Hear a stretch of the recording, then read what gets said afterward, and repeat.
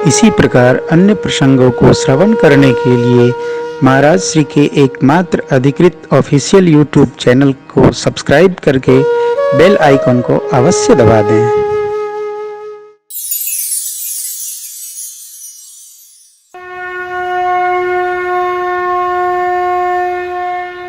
हे भरत जी, आपके पिताजी का सोच करने योग्य नहीं है।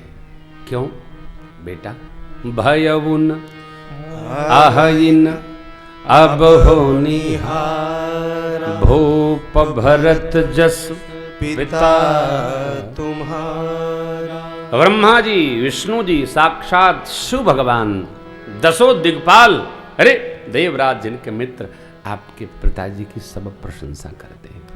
इसलिए पुत्र, इससे बाहर निकलो। रघुवंश के पुरोधा हैं गुरु वशिष्ठ भगवान। बाहर निकलो। धर्म के तत्व विवेचन में परशुराम जी महाराज अयाति के पुत्र पुरु, इनकी गाथा सुनाई और कहा, गुरुजी ने, बेटा, पिता जिसको देता है वही राज सत्ता का अधिकारी होता है।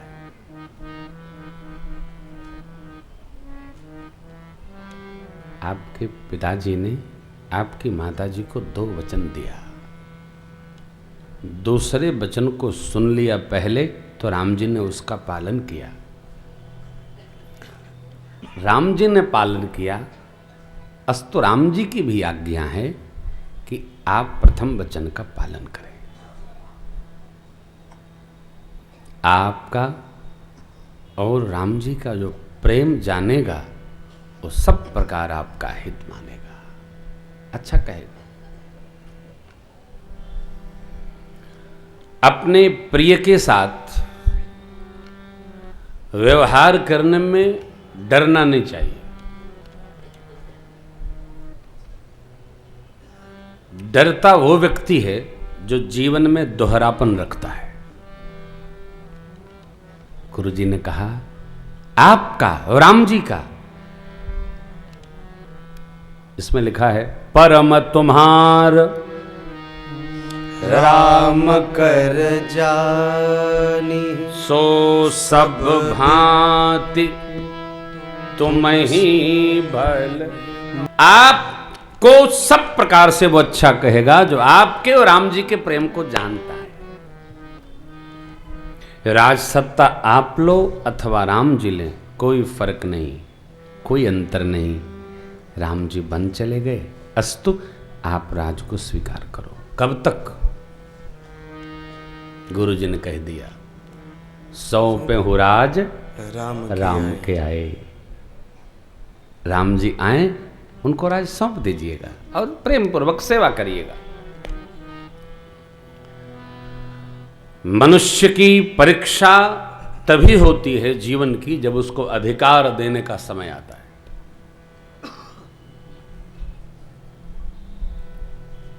अधिकार,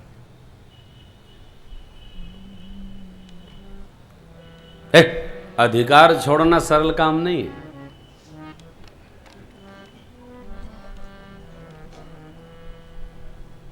लेकिन जब हमको अधिकार प्राप्त हो रहा हो तो व्यवहार शास्त्री कहता है हमको अपने बारे में थोड़ा विचार करना चाहिए कि क्या हम इस अधिकार लेने के अधिकारी हैं।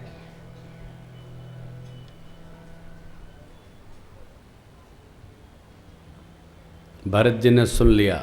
तीनों प्रस्तावों को समेटकर गुरुदेव भगवान ने एक बात रखी, किसी भी प्रस्ताव के 2 अनुमोदक होते हैं।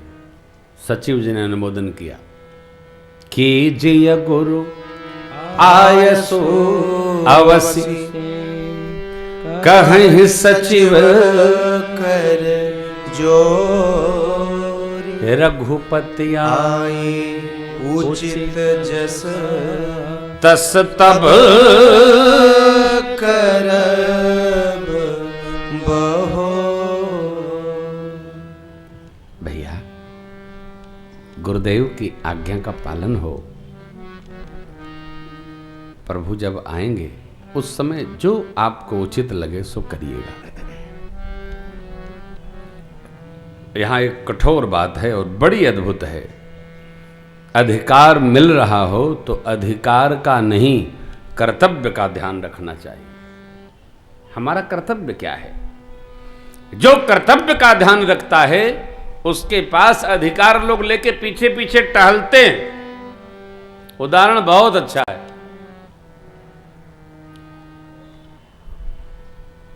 महाराज बाली, राम बाल निज धाम पठावा, राजदीन सुग्रीव कह अंगद कह। युवराज क्यों दिया? कि सुग्रीव के बाद अंगद जी राजा होंगे। ये विधान है राज परंपरा का। जब युवराज पद दिया जा रहा था तब अंगद जी ने विरोध नहीं किया। जब अयोध्या जी से विदाई होने लगी तब अंगद जी कहते हैं, प्रभु अंत समय में मेरे पिता बाली आपकी ही गोद में हमको रख गए थे। हे नाथ, मैं यहीं अयोध्या जी के सब काम करूंगा, छोटा बड़ा जो भी होगा, श्री चरणों के दर्शन करके और मैं कृतकृत्य होऊंगा। समय खत्म हो गया साहब। ये बात कब कहनी चाहिए थी? जब युवराज पद मिल रहा था तब। ठीक ना? कहो रमेश जी, जब युवराज पद मिल रहा था तब तो आप बड़े मगन थे कि इनकी बात हमारे बारी है। अब क्या होगा? नहीं, हमारे आपके लिए सुखी होने का मंत्र है। हमारे साथ कोई अधिकार की लड़ाई लड़ रहा हो तो उसको प्रणाम करो, नई दुनिया खड़ी करो, उसको बहने दो। आदमी वहीं सोचता है जहां वो रहता है। सज्जन को सब सज्जन नजर आते हैं, दुर्जन को सब दुर्जन नजर आते हैं। इस प्रवृत्ति को आप परिवर्तित नहीं कर सकते। मैंने सुना है आपको पिछली किसी कथा में, द्रौपदी मैया ने दुर्योधन जी से पूछा था कि हे तात, आप 105 भाई एक ही परिवार से, एक ही गुरु की शिक्षा पाए, परंतु इनका स्वभाव सब लोगों का ऐसा हो गया, आपका ऐसा कैसे हो गया? तो दुर्योधन जी ने कहा, देवी, मैं धर्म भी जानता हूं परंतु उसमें मेरी रुचि नहीं है, प्रवृत्ति नहीं है। देखिए, धर्मशील होना, धर्मभीर होना और धार्मिक होना, तीनों तीन बात है। क्या है? इसकी चर्चा कल करेंगे। धर्मभीर कौन है, धर्मशील कौन है और धार्मिक कौन है? तीनों तीन बात है, तीन शब्द है। मैं अधर्म भी जानता हूं लेकिन उससे मेरी निवृत्ति नहीं है। जानता सब हूं, रुचि बनती कैसे है? जो हम क्रियमाण कर चुके हैं पिछले जन्म में, उसी का जो संचित कर्म हमारा प्रारब्ध और स्वभाव बनाया है, उससे हमारी रुचि का निर्माण होता है। पिछला हम आप बदल नहीं सकते।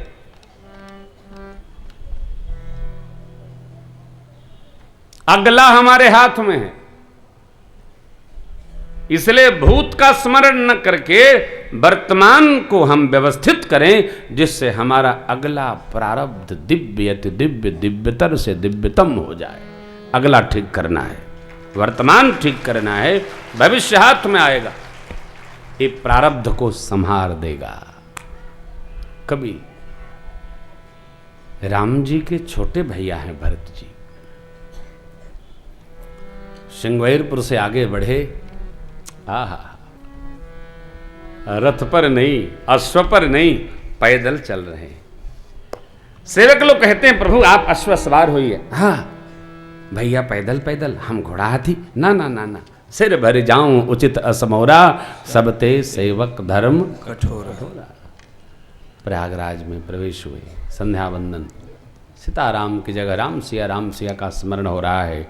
भरत भैया पहली बार पैदल पैदल चले हो, पाँव में छाले आ गए। झलका झलकत पायन कैसे, पंकज कोश ओशकन जैसे। त्रिवेणी जी के पास पहुंचे, सब लोगों ने प्रणाम किया। सारे समाज का, माताओं, मंत्री जनों, प्रजा, गुरुदेव, गुरु माँ, सबके सुध ली भरत जी ने। शांत, सब लोग सुखी हैं। तीर्थराज प्रयाग को प्रणाम किया भरत भैया ने और हाथ जोड़कर अपने आर्त भाव को निवेदन किया। जो तार दे उसको तीर्थ कहते हैं। तारयेत इति तीर्थ।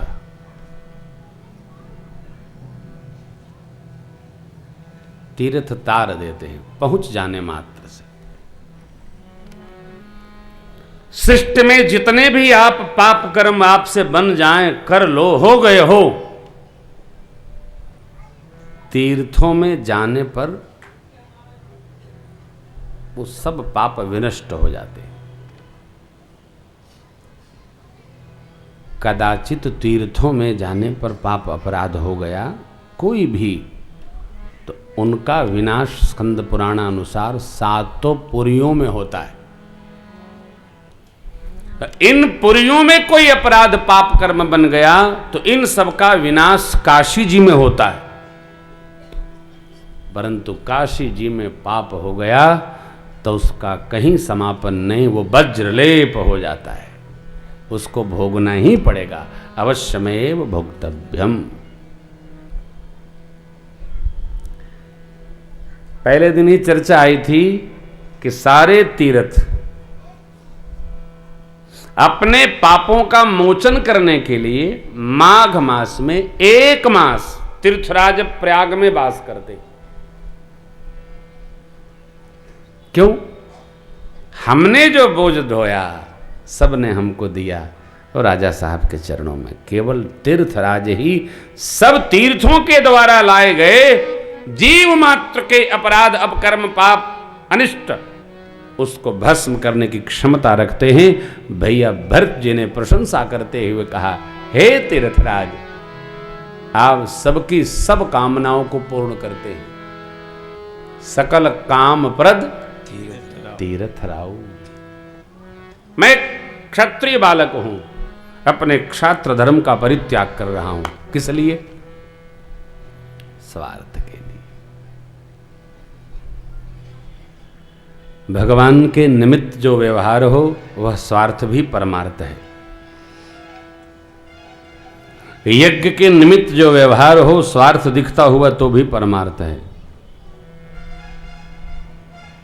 सत्य, सत्कर्म, मंदिर, गौ माता, जो धर्म बिंदु वर्णन किए गए हैं पुराणों में, इनके लिए जो हम व्यवहार करते हैं ये सब परमार्थ है।